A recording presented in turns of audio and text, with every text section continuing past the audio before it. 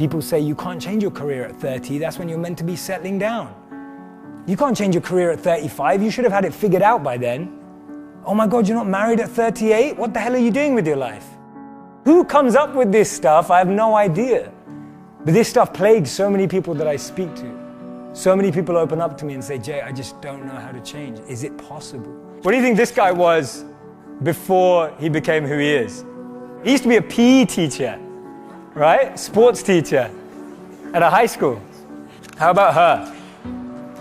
She was a telemarketer for 2 weeks. How about her? She applied to be a funeral director.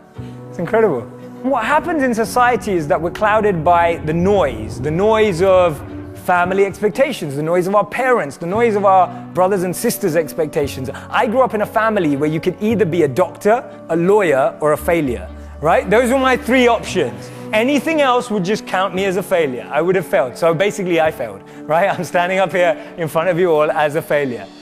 I lived as a monk for 3 years. I committed career suicide.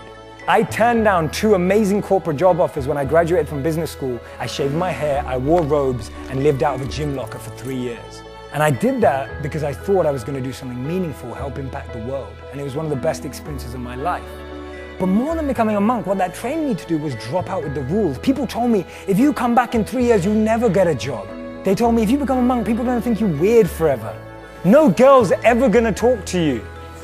People told me, they were like, well, when you come back to real life, like, will you even be able to talk English? Like, people were just really weirded out. I'm just like, okay, I think monks speak English. And there was so much different noise that I was hearing when I made that decision. And the funny thing is, from having not been a monk for 4 years now, I'm in one of the most incredible periods of my life that I could ever have asked for. And so much of that is based on the fact that I decided to do something different. So many of the times our expectations are driving us in a certain scenario. We focus so much on life in what we want to be as opposed to who we want to be. Because we've always been told that life and jobs and careers are like boxes and containers.